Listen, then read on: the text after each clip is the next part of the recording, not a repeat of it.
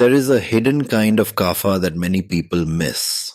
Not the obvious kapha that shows up as mucus, weight gain, or sluggish digestion. I am talking about 12th house kapha, the kapha that enters sleep, dreams, the subconscious, the lymphatic field, emotional withdrawal, and the body's silent need to shut down. And if you are a healer or a serious astrology student, this is where your understanding has to become more refined. Because when kapha rises in the 12th house, the problem is not just that a person is tired. The problem is that rest becomes excessive, release becomes stagnant, and healing itself starts turning into inertia. That is the mystery of this placement. The 12th house governs the feet, sleep, dreams, restful states, lymphatic function, fluidic release from the body, and deep subconscious brain processes. So the moment kapha enters this house strongly, you are not just looking at comfort, you are looking at heaviness entering the invisible systems of the person. Now think about the qualities of kapha. Heavy, slow, moist, cold, cohesive. These are beautiful qualities when the body needs stability, lubrication, emotional holding, and restoration. But in excess, those very same qualities begin to create stagnation. And in the 12th house, stagnation does not always shout. It often whispers. It looks like oversleeping. It looks like difficulty waking up. It looks like swollen feet. It looks like edema, cold, heavy extremities, sluggish lymph flow, fluid retention, lethargy, weak digestion, excess salivation, weight gain, thickened skin texture, mucus accumulation, and a general sense that the body is becoming slow from the inside out. That is exactly why this house dosha combination has to be read carefully. Now let me take you deeper. The slide is not only showing kapha in the 12th house, it is also hinting at which grahas are carrying that expression. The planetary symbols shown here point us toward Jupiter and Venus, and that combination is incredibly revealing because Jupiter is a natural kapha graha. It expands, nourishes, retains, grows, accumulates. In the body health framework, Jupiter has direct links with fat tissue, abdominal growth tendencies, lymphatic and circulatory congestion, and the general principle of excess accumulation. So, when Jupiter influences the 12th house in a kapha direction, it can enlarge the need for retreat, enlarge sleep, enlarge fluid retention, and enlarge the tendency for the person to drift into passivity while believing they are recovering. And this is where many people misread Jupiter. They think Jupiter always protects. But in health prediction, protection without movement can become congestion. Wisdom without activation can become postponement. Rest without rhythm can become decline. So if you are reading a chart and you see Jupiter strongly tied into 12th house kapha patterns, ask yourself, is this person genuinely restoring or are they slowly disappearing into comfort, postponement, swelling, and metabolic dullness? That question matters. Now add Venus. Venus carries a kapha vata constitution in this framework, and Venus is deeply tied to fluids, reproductive tissue, kidneys, bladder, organic matter, sweetness, sensuality, refined comforts, and the urge to soften life through pleasure. When Venus influences the 12th house, especially under kapha expression, the person may seek healing through withdrawal, sleep, fantasy, sensual escape, isolation, or emotional cocooning. The body can also show fluid retention, reproductive or urinary sluggishness, and a tendency to soothe stress through pleasure rather than processing it. So now look at the deeper picture. Jupiter expands, Venus soothes, and the 12th house dissolves boundaries. Do you see what happens? The person may not crash dramatically.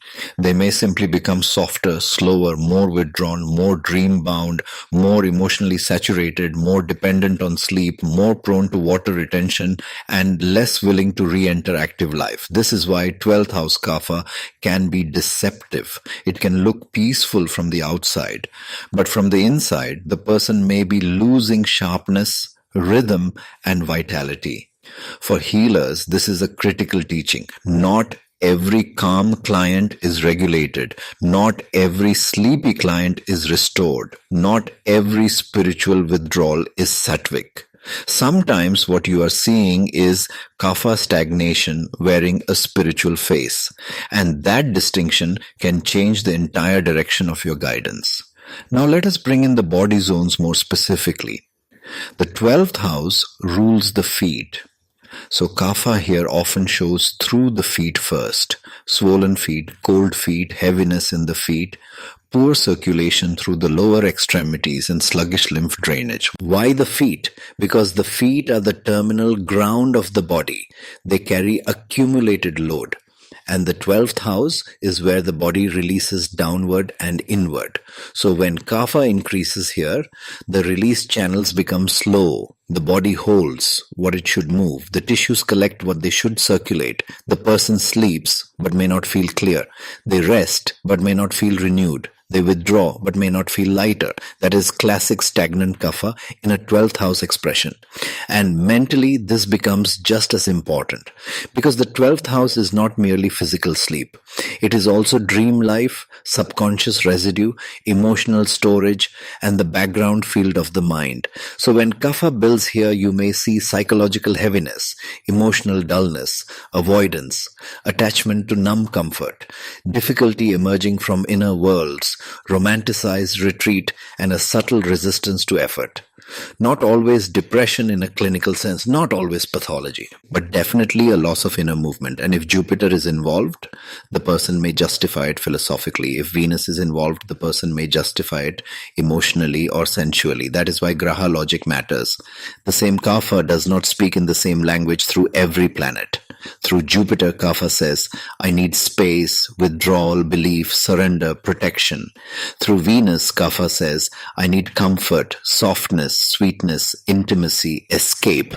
And if both influence the 12th house together, then the native may unconsciously build a life pattern where healing becomes retreat, retreat becomes habit, and habit becomes stagnation.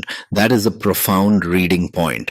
Now the real question becomes, how do you know this is excessive and not healthy? You know it through the symptoms of increase. When kapha is elevated, the pattern is not just rest. It becomes excess rest, not just sleep, excess sleep, not just softness, coldness, heaviness, edema, mucus, lethargy, weak digestion, retention. That is the line where nourishment becomes burden.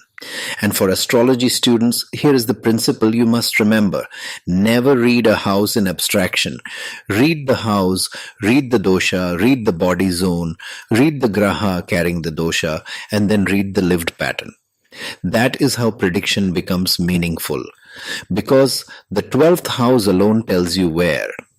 Kapha tells you how. Jupiter and Venus tell you why it is taking that shape. That is real interpretive rigor. So what do you do with this insight as a healer? You do not shame the person for being tired. You do not glorify the person's withdrawal either. You learn to ask, where has rest become stagnation? Where has sweetness become accumulation? Where has surrender become passivity? Where has healing turned into hiding? That is the doorway. And once you can see that doorway, your readings become far more useful because now you are not just naming symptoms. You are revealing a pattern in which the body, the emotions, and the subconscious are all telling the same story. Something is not moving. That is the voice of kapha excess in the 12th house. And once you hear that voice clearly, you can never unhear it in a chart again.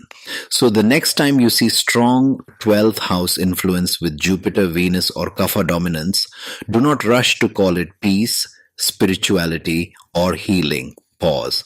Look again. Ask whether the native is truly restoring life force or whether they are slowly sinking into a beautiful form of stagnation.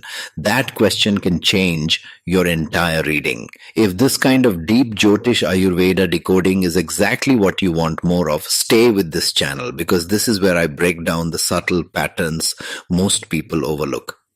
And if you want me to keep going through all the houses, all the doshic expressions, and the graha logic behind them, make sure you subscribe, share this with another healer or astrology student, and keep studying with me. Because once you learn to see these hidden patterns, you do not just read charts better, you read people better.